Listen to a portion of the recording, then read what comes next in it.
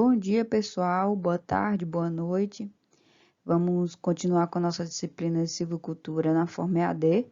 E hoje a gente vai falar sobre o preparo do solo, plantio e irrigação de plantas florestais. Continuar falando sobre a implantação florestal, mas vamos ver a parte de preparo do solo até a irrigação, tá ok? Acompanhe. Bom, pessoal, nas videoaulas passadas a gente viu um pouco sobre o planejamento da implantação florestal, o controle de formigas, a escolha da espécie, como também nós vimos a parte de preparo da limpeza da área. A gente viu a parte de limpeza da área. Então, vamos começar a falar sobre o preparo do solo. Tudo isso deve ser feito antes do plantio, tá? Então, no preparo do solo, a gente tem que ver os conjuntos de operações que visam criar condições adequadas para estabelecimento e desenvolvimento das florestas.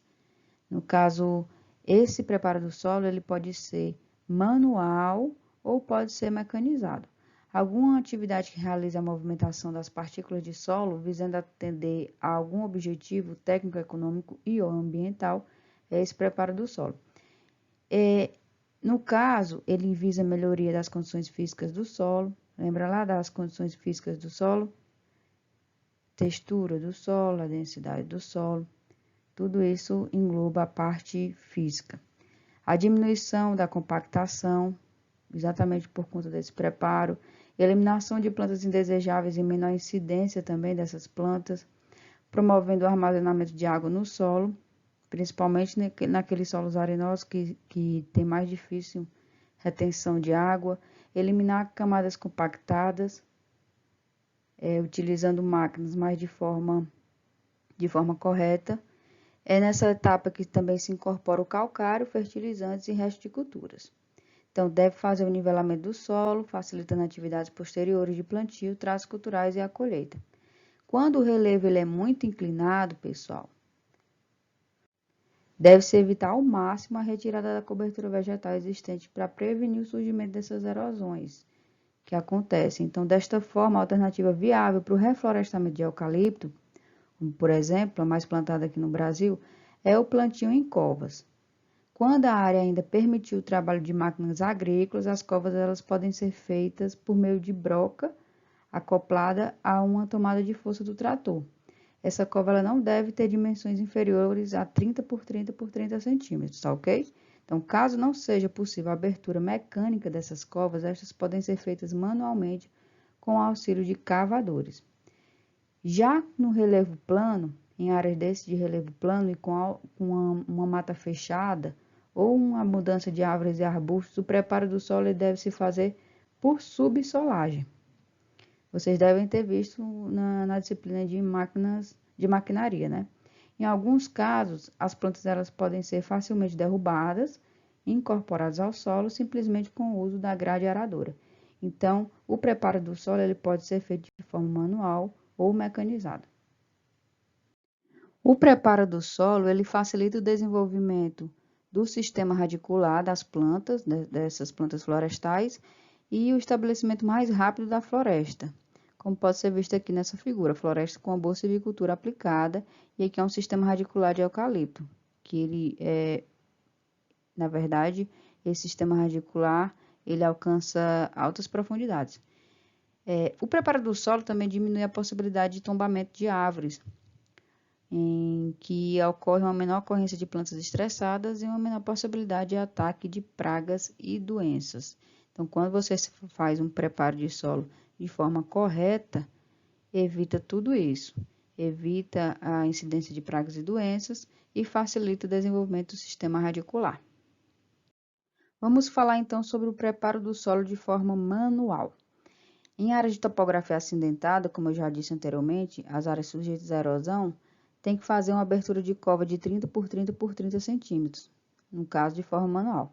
Então, realiza-se uma capina em uma área de 1 metro quadrado, como vocês podem ver nessa figura aqui. No meio dessa área se faz a cova e planta a mudazinha bonitinha. Então, essa capina ela também pode ser realizada em faixa de 1 metro de largura, como vocês podem ver aqui nessa figurazinha. Então, alinhamento para o plantio manual, marcação de local do plantio e coveamento, coveamento é a abertura da cova, mesma coisa. a capinazinha de 1 metro quadrado e planta, coloca aqui, abre a cova e coloca a muda. Já no preparo do solo semi-mecanizado, a gente pode utilizar um coveador mecânico, que ele abre a cova aqui de forma mecânica, mas tem que ter o ser humano aqui, né? E aqui são alguns modelos de haste de motocoveador. E aí, aqui, gente, é para mostrar a linha de 1 metro de largura com aplicação de herbicida. Só nessa linha que aplica herbicida para se fazer o plantio da muda. Então, após controle das invasoras na forma da roçada com roçadeira costal, aplica-se um herbicida na linha com aplicador costal e realiza-se o coveamento com o motocoveador, como pode ser visto nessa figura. E depois disso faz o plantio. Só depois disso tudo faz o plantio.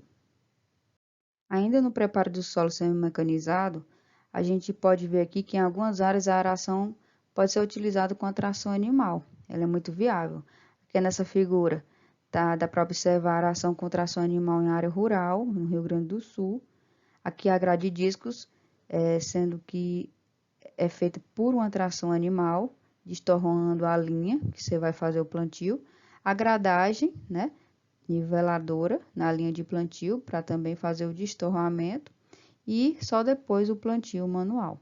Então é semi-mecanizado porque não é totalmente por máquinas e nem totalmente manual. Esse preparo do solo mecanizado no cultivo convencional ocorre um revolvimento muito grande do solo, uma perda de matéria orgânica, uma compactação e, consequentemente, uma erosão. Então, o preparo muito forte vai causar problemas com erosão e perda de solo. Utilizando principalmente arado de discos e grade pesados aqui, como pode ser visto nessa figura. A gente utiliza esse arado de disco e grades pesadas, as grades, somente em situações muito drásticas de preparo, como por exemplo um solo muito seco, aí tem que utilizar realmente essas grades e esse arado de disco, e quando há também muito resíduo na superfície, porque vai acontecer de destruir a estrutura do solo, se utilizar essa de forma mecanizada cultivo convencional, uma redução da matéria orgânica, um solo descoberto, como também uma intensa mobilização. Já no preparo do solo mecanizado, sendo que de cultivo mínimo do solo, não sei se vocês lembram, mas o cultivo mínimo do solo, ele consiste em revolver o solo o mínimo possível, o mínimo necessário, mantendo os resíduos vegetais, no caso da cultura de plantas invasoras, como cobertura morta. Nas plantações florestais, ela é prevista a realização de um preparo, localizado apenas na linha ou na cova de plantio, porque senão vai sair muito caro, devido ao amplo espaçamento do plantio. Em geral, é mais ou menos de 3 metros entre as linhas.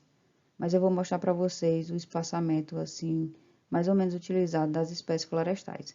Então, o volume do solo ele é revolvido, é bem menor do que o realizado para as culturas anuais, como por exemplo. Por isso que o pessoal faz esse cultivo mínimo somente na linha de plantio.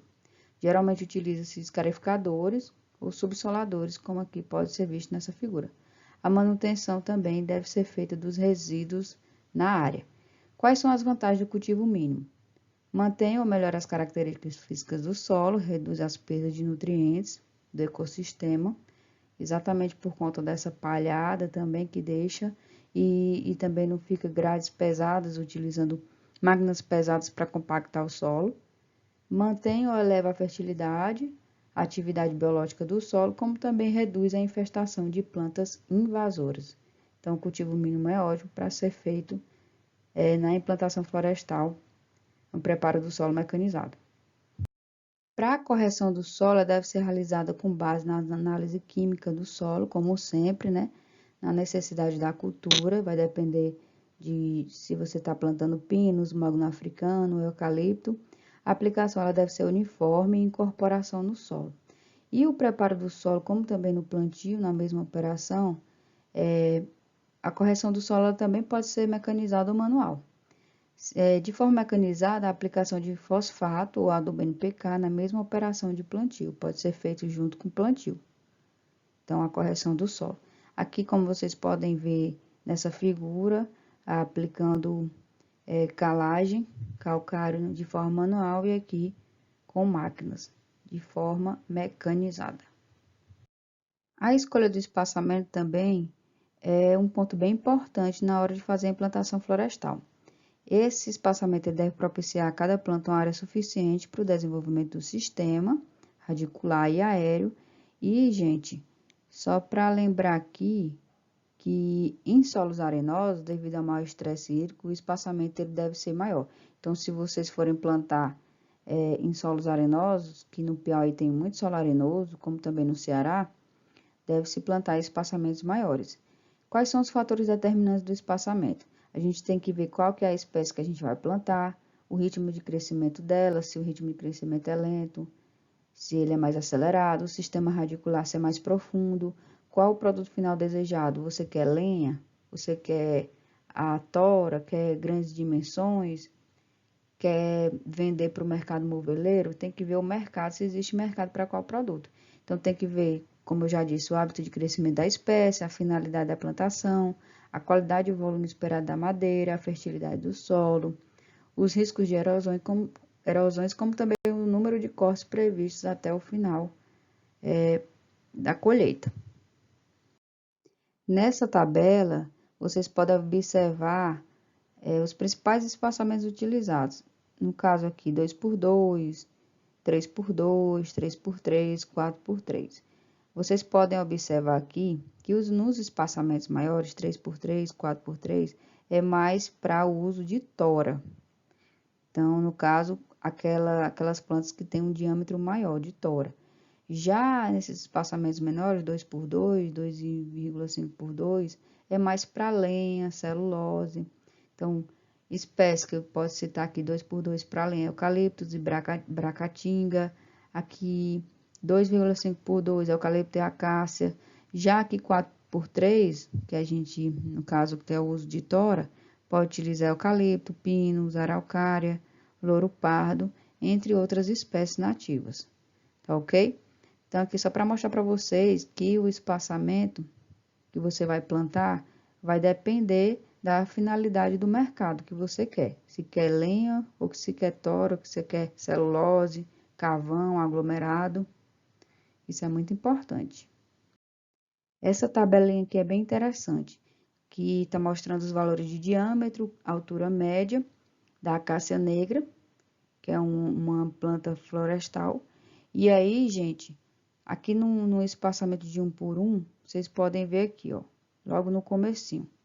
Espaçamento 2 por 1, tá aqui esse verde mais escuro. E aqui o espaçamento 3 por 2, nesse meio marrom, né? Vocês podem observar que o espaçamento aqui está aumentando, né? Tá aqui aumentando. Aumentando de forma gradual.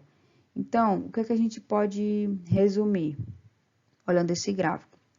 Que em espaçamentos maiores, por exemplo, se comparar esse espaçamento de 3 por 2, dá mais ou menos 6 metros quadrados por planta que ela ocupa, em relação a esse espaçamento de 1 por 1, vamos ver aqui o diâmetro médio. Aqui no espaçamento de 3 por 2, 6 metros quadrados, e aqui o espaçamento 1 por 1. O que quer dizer? Que o diâmetro médio, ele vai ser maior nas plantas que têm um maior espaçamento.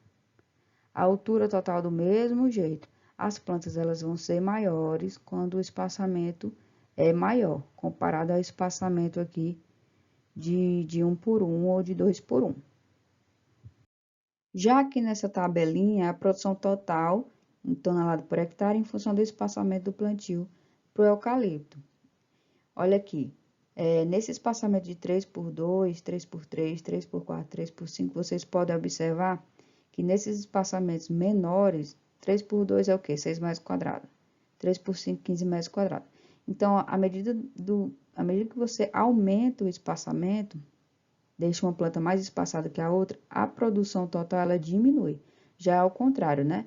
Então, quando você, naquele slide anterior, quando você aumenta o espaçamento, diminui ou aumenta o diâmetro, a altura? Aumenta, né? Então, quando você aumenta o espaçamento, o diâmetro e a altura da planta, eles também aumentam. Já na produção, ao contrário. Quando você diminui o espaçamento, a produção faz aumentar. Mas então, gente, quanto menor o espaçamento, maior a produção? É isso que vocês estão entendendo ou não? Então, sim, a resposta seria sim. Por quê? Ó? Quanto menor o espaçamento, maior a produção. Não é isso? Como vocês podem ver nessa figura. Mas em rotações mais curtas, né? Não em longas, pois a mortalidade ela é muito elevada. Então, a curto prazo, a produtividade, a produção, no caso, ela é maior, mas a longo prazo não. Então, aí eu pergunto a vocês, isso é sustentável ao longo do tempo? Será que é sustentável? A resposta seria não, porque os impactos causados ao sítio, no caso essas florestas, são bem maiores. Eu vou resumir aqui para vocês, para ver se vocês entenderam. Então, espaçamentos mais reduzidos, menores, aqueles espaçamentos, sei lá, de 1 por 1, 3 por 3, significam que há uma maior produção inicial de madeira e biomassa, porém a madeira de pequenas dimensões. As madeiras elas não têm muitas dimensões. Necessidade da colheita em idade jovem ou maior mortalidade de plantas no futuro. Há então maior impacto nutricional e hídrico no solo, exatamente por ser a curto prazo. Já os espaçamentos mais amplos, eles significam o quê? Uma menor produção inicial da madeira, como pode ser visto aqui, uma produção de madeira de maiores dimensões, maiores alturas, menos número de intervenções de desbaste, uma menor mortalidade e uma colheita em idade mais avançada, causando o quê? Um menor impacto nutricional e hídrico do solo. Então, tudo isso, o espaçamento, a escolha do espaçamento é muito importante porque vai depender para qual uso você vai fazer dessa planta, se vai ser de lenha ou vai ser de tora, né? Que são dimensões de diâmetro e altura maiores, tá ok? Então é isso, pessoal. Espero que tenham gostado e a gente se vê na próxima videoaula.